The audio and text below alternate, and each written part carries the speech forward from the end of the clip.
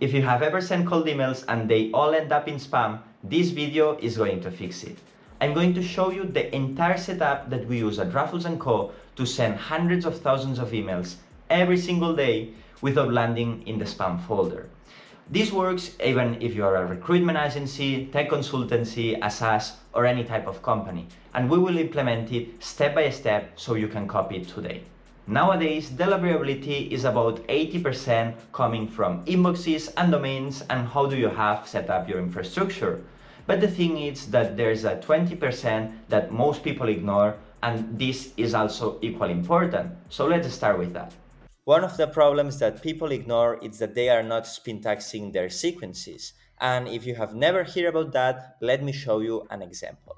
I will just use Instantly as it's my email sequencer of choice at this moment, but you can use Smartly or any other options as they are all quite similar. As you will see, here we have the copy, and it's a very simple one. Hi, first name, how are you sourcing talent currently? Best account signature. So, as you can see, this is the mail that will go out, and if I have 1,000 leads, 1,000 people will receive the same exact mail, word by word. And what this does is trigger spam filters like crazy. So, what we want is to have the same messaging but written in different versions. So Spintax, what it does, it's instead of best here, it can put regards or any other alternative that the message feels the same, but it goes out in a different message, in a different copy. So most of the tools have these AI tools where you can just select and you can put the AI Spintax writer and it will create a first try of Spintax. So you will see that here we are seeing randomized random hi first name, hello first name, hey first name. So those are three different versions of saying hi. Greetings first name, another one, and the question also there's a few ones. And in random best regards, sincerely all the best. So this will create a few dozens of copy sequences that will go out, and it will avoid us falling in the spam filters due to this reason, at least due to this reason. Problem: some of these tools that you are using for sending emails may not have this AI Spintax writer feature. So inside our community, which is completely free, you can also go in the updates and resources page, and you will see that we are going to be uploading more and more resources. And right now you can see that there's a spam checker where you can just paste this into Cloud and place it as a skill, so you can put all your copy there and Spintax it all in one go instead of going just message by message. Okay, so you have this linked in the description. Something important to keep in mind when it comes to the Spintax is that you check that the new copy, the one that AI does, makes sense, because sometimes you will not like it. This is a very simple example. So the original was how are you sourcing talent currently, and the alternatives is what's your current approach to talent acquisition. It sounds good to me, but in other cases you will see that the copy is full AI slot. So you don't want that and you should correct it. Okay, and to check that there's no problems on the corrections, you can put the preview button, which all the sequencers have, and you will see how does it look like. So if there's any issue here, you should correct it. We also have the spam checker. So you can also take this and it will start to check if there's any word that can trigger a filter. So, for example, a lot of problems come from mentioning money, free stuff, and related words will trigger spam issues. So, again, if you don't have this tool integrated into your sequencer, in our community, you have another prompt where you can just check if you have any spam problem with your copy. Okay, all in one go. For example, here it detects this. You don't need to follow this 100%. For example, this one, I don't think that it's going to give problems. But anyways, it gives you an alternative and you can brainstorm a little bit more. Once this is done, we pass to the next thing that most people think it's important, but we will solve it. And it's data. Most people is still using Apollo databases to get their lead list. And that's not horrible. The thing is that a lot of data from Apollo is not verified, so it will lead to high bounce rates.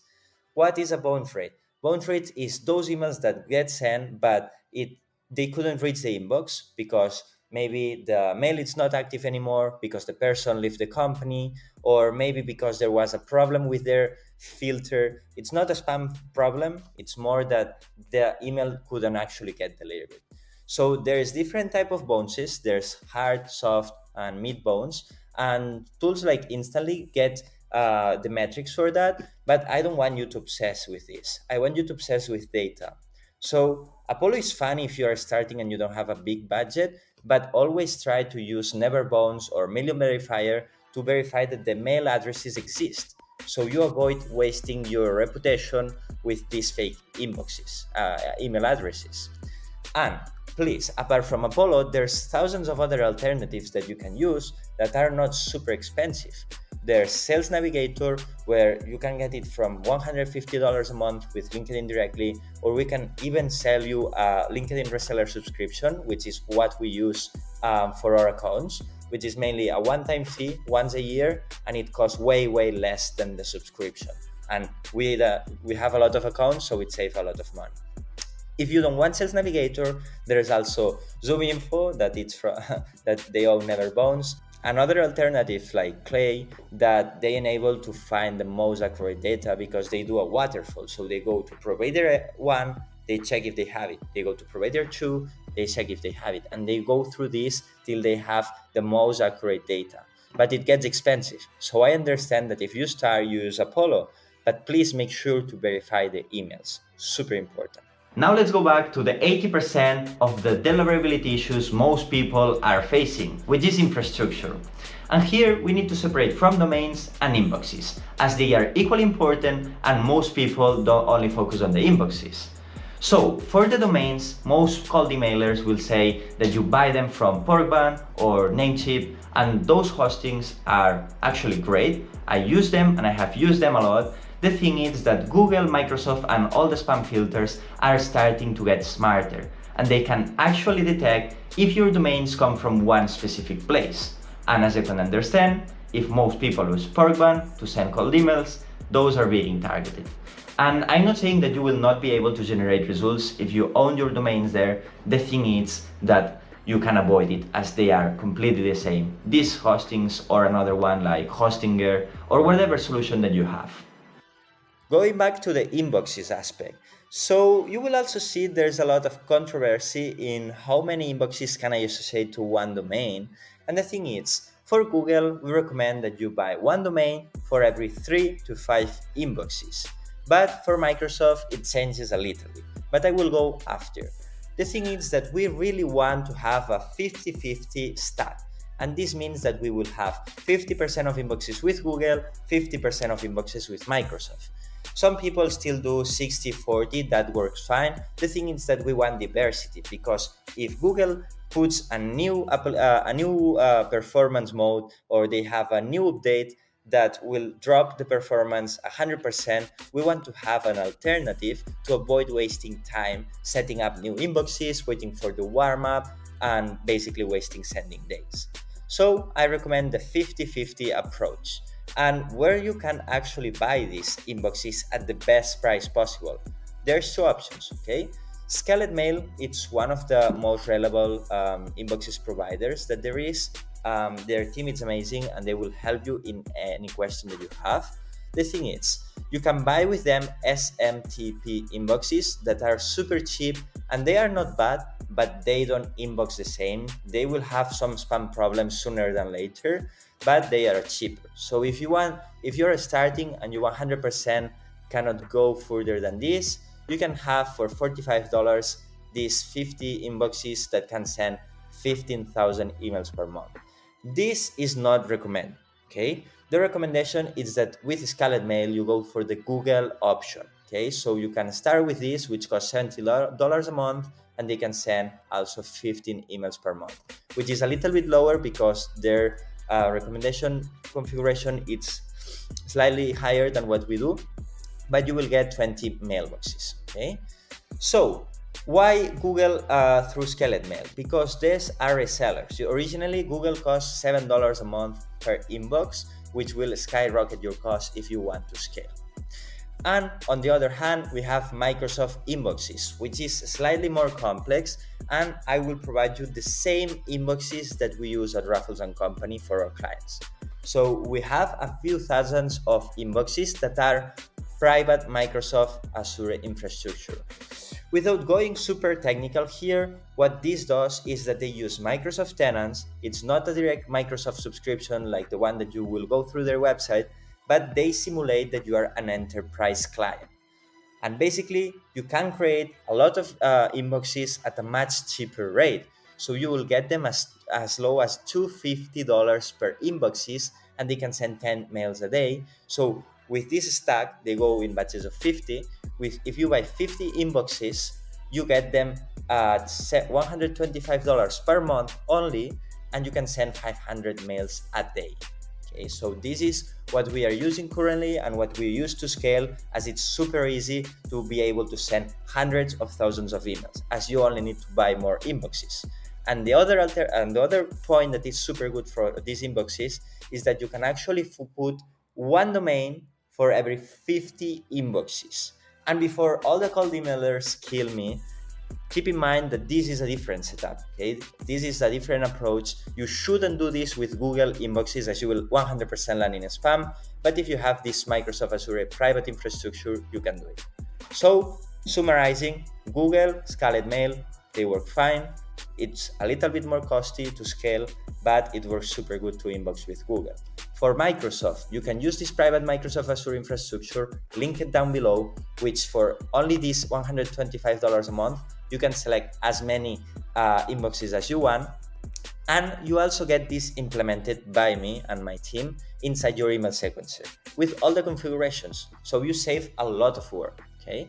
And in reality, they are one of the best inboxes that there is, and that's why we use them. There's also a very important part that when you have your inboxes set up, you need to do a warm-up phase. What is a warm-up phase? Basically, it means that there's 14 to 21 days that these inboxes need to prepare themselves. And what warm-up does is connect them across thousands of other inboxes and start sending emails simultaneously to each other and replying automatically. So you don't need to do anything, but you need to turn on the warm-up. Most email sequencers have this option, and if you don't, there's other tools that are specifically for this, like Warm.me. Okay, I will not show these tools because you're probably using tools that already have this. Okay, so in case that you want to know the specific configurations that we use, we can go through this and see that there's a specific configuration now that it's here. We will go through this and we will see that there's the warm-up settings. There's different inboxes. There's some that are premium that don't need this warm-up period, which means that they have previously been warmed up by your provider. So they bought the inboxes before you bought them, they warm it up, and when you bought them, they associate it to your account. That's why here I disabled the slow warm-up. But usually you should have this. What this does is that when you buy a new account and you start the warm-up from zero, you try to put them in this slow warm-up. So first day, they send 2 emails. Second day, they send 3 emails. Fourth day, they send 4 emails, and etc. Till they go to the maximum limit, okay? When you are only doing warm-up, we recommend that you send up to 15 mails of warm-up. Okay, as you can see here, it's set up at 5 emails warm up because the campaigns are already active and these inboxes are sending 10 mails on the call aspect and 5 emails of warm up. On the part of the reply rate, this is very, there's no specific metric that works here. They suggest 30%, you can put 40, 50, 60, 70. It doesn't really matter and it doesn't affect results. And you can also see advanced settings and you can see that you need to have read emulation turn on, the weekdays only turn off, warm custom domain tracking, you can turn on this, and all the other 3 put at 100%. These are some recommendations, but if you don't follow this strictly, it's not going to mean that you are going to land in spam. Just make sure that you have the slow warm-up option and that you do it through 14 to 21 days to make sure that your inboxes are prepared. And now let's go to one of the last points of this video, which is how many emails can my inboxes send without landing in spam? Through this video, we have went through the exact recommendations on your email sequencer. We also added tips like don't send links, don't send images, etc. But the thing is, how many emails and how many inboxes do I need to reach out to my entire list? And here it gets tricky, as a lot of people will say you need to send 50 emails a day per inboxes. Some will say only send 10. And the tricky part is that there's no specific recommendation. If you send more, you are in a dangerous spot. If you send less, you are good to go, but maybe you are sending less than what you can, so you are losing capacity. My recommendation is that you never listen to somebody that says if you send 7 emails a day, you will never face a problem. Problems are part of cold email, and this is what we are doing. We send 20 emails a day for Google inboxes. So you can calculate how many inboxes you need to reach out to your entire list. And for email, for Microsoft inboxes, we only send 10 mails per day.